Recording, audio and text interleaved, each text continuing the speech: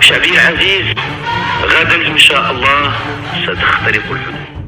Hola y bienvenidos a un nuevo análisis de geografía crítica en Geoexcéntrico.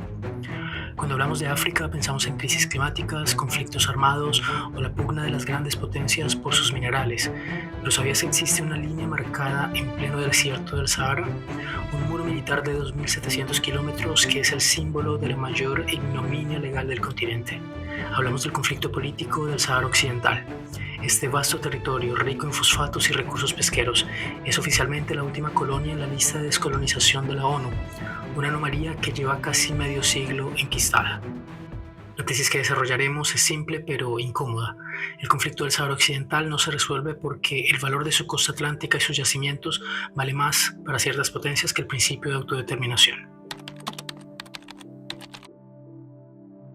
Este conflicto no es un simple pleito territorial entre Marruecos y el Frente Polisario, movimiento nacionalista saharaui que busca la autodeterminación e independencia del Sahara Occidental. Es la historia de un pueblo sin territorio, de una promesa incumplida de referéndum, de la responsabilidad histórica de una potencia colonial europea que abandonó a su suerte un territorio y de la cruda realpolitik que ha convertido el derecho a la autodeterminación en un mero peón comercial. La cuestión saharaui es la radiografía de una falla estructural del sistema internacional. Es un conflicto que se sostiene no por su propia fuerza, sino por la connivencia de potencias occidentales que priorizan los intereses económicos como la pesca y los fosfatos y la estabilidad regional sobre el derecho internacional. En este video analizaremos cómo la geografía del lugar, lejos de ser un mero telón de fondo, es el principal botín y la clave para entender por qué la causa saharaui ha sido deliberadamente congelada.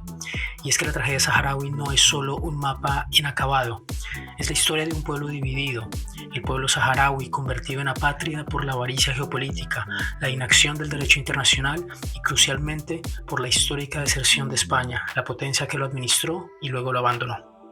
Vamos a desentrañar cómo todas estas casuísticas han permitido a Marruecos consolidar una ocupación de facto, condenando a decenas de miles de personas a una vida en el exilio.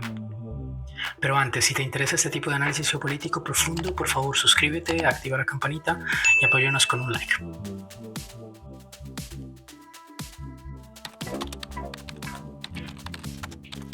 La pregunta inicial que debe plantearse es ¿qué valor estratégico tiene este espacio que justifica un conflicto de 5 décadas y la inacción global? El Sahara Occidental, a menudo imaginado como un erial de dunas, es en realidad un territorio de inmenso valor geoeconómico que explicamos en 3 ejes. Primero, el eje litoral y la riqueza marina. La franja costera del Sahara Occidental, que se extiende por más de 1.000 kilómetros en el Atlántico, se encuentra sobre una de las zonas pesqueras más ricas del mundo, el Banco Pesquero del Sahara, alimentado por la corriente fría de las Canarias. Este recurso, que Marruecos explota actualmente mediante licencias y acuerdos con la Unión Europea, es un pilar de la economía marroquí. Desde la geografía económica, el control de esta zona representa no solo soberanía alimentaria, sino una proyección de poder marítimo sobre el Atlántico. Segundo, la geografía mineral. Los fosfatos de Bucra. El territorio del Sahara Occidental alberga las enormes reservas de fosfatos de Bucra, explotadas por la compañía estatal marroquí OCP. Los fosfatos son un mineral estratégico, esencial para la producción de fertilizantes a nivel mundial y, por tanto, clave para la seguridad alimentaria global. El control y la explotación de esos recursos, cuya legalidad ha sido impugnada en tribunales de la Unión Europea por el Frente Polisario Saharaui, demuestran cómo la ocupación se sostiene mediante la explotación económica y una práctica que el académico Juan Soroeta Liceras ha calificado como una violación directa del derecho internacional. Tercero, el BERM, el muro y la geografía de la división. La característica geográfica más impactante del conflicto es el muro marroquí, también conocido como BERM. Es una barrera de arena de más de 2.700 kilómetros, sembrada de minas, que divide el Sahara Occidental en 2 partes.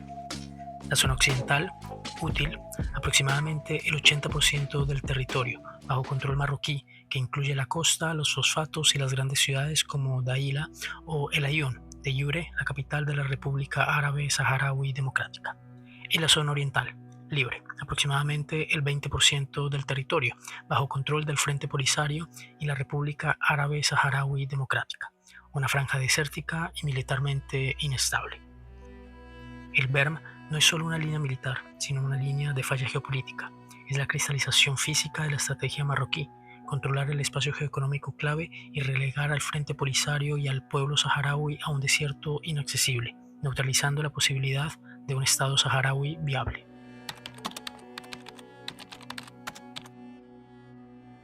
Para entender la tragedia saharaui debemos centrarnos en la irresponsabilidad histórica de la potencia administradora, España.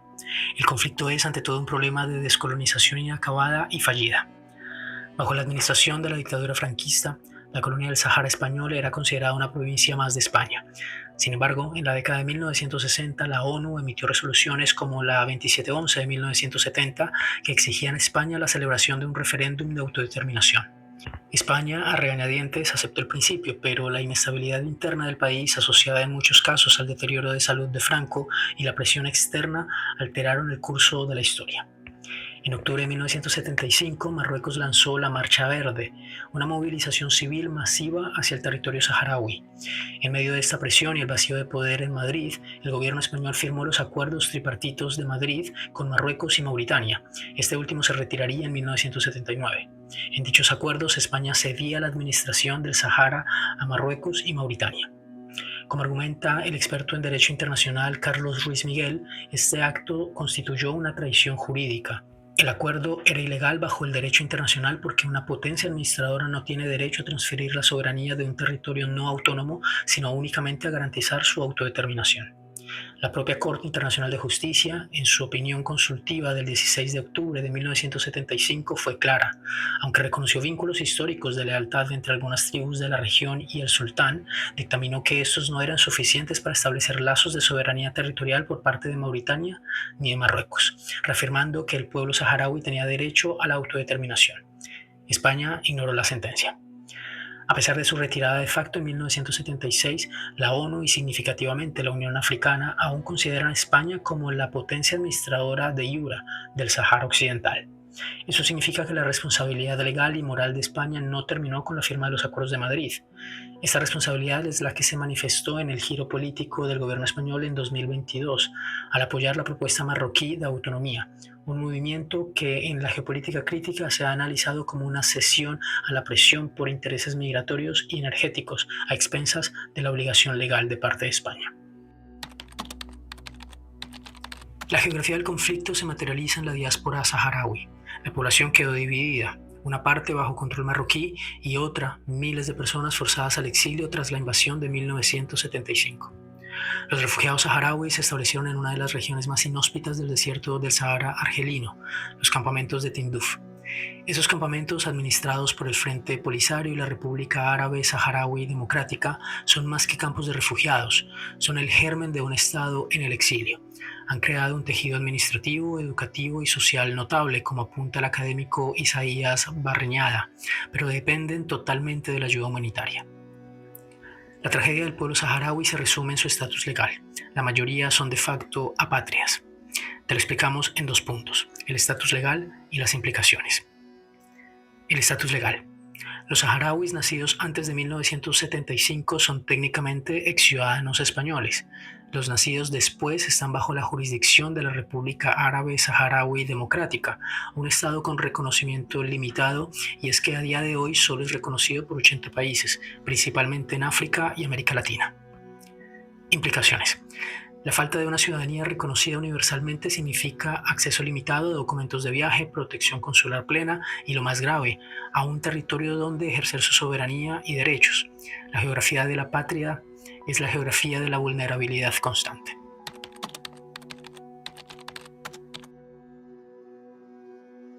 Tras la invasión marroquí de 1975, el Frente Polisario, el Movimiento de Liberación Saharaui, no se limitó a crear un gobierno en el exilio. Inició una guerra de guerrillas contra las fuerzas marroquíes y mauritanas que duró 16 años. Esta resistencia armada forzó a Marruecos a construir el vasto muro Berm, protegiendo los centros urbanos y los recursos clave. La guerra, que se prolongó hasta 1991, solo cesó formalmente cuando ambas partes aceptaron un alto al fuego patrocinado por la ONU, bajo la condición explícita de celebrar un referéndum de autodeterminación. Para supervisar el alto al fuego y preparar la consulta, se creó la misión MINURSO, Misión de las Naciones Unidas para el Referéndum en el Sahara Occidental. La esperanza de la paz se cimentó entonces en la promesa de las urnas, una promesa que se congelaría durante las siguientes 3 décadas.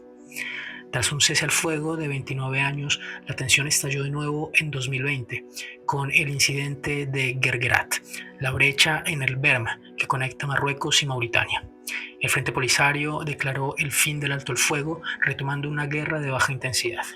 La geografía militar del Berm sigue siendo el foco, pero esta reanudación de hostilidades expone el fracaso de la misión de las Naciones Unidas para el referéndum en el Sáhara Occidental y la esperanza de una solución política pacífica. La longevidad del conflicto se explica por la intervención de actores externos y la lógica de la realpolitik que impera sobre el derecho.